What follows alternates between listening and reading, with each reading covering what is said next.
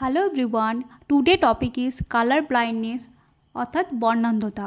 বর্ণান্ধতা হলো জিন ঘটিত রোগ। এই রোগে আক্রান্ত কোনো ব্যক্তি নির্দিষ্ট রঙকে পার্থক্য করতে পারে না।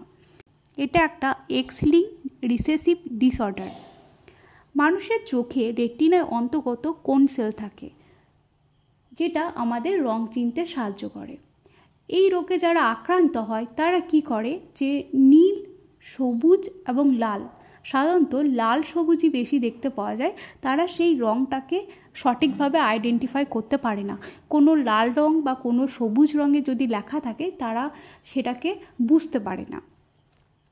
তো মানুষের অনেক প্রকার বর্ণান্ধতার মধ্যে সবথেকে বেশি দেখা যায় লাল এবং সবুজ বর্ণান্ধতা বা কালার ব্লাইন্ডনেস।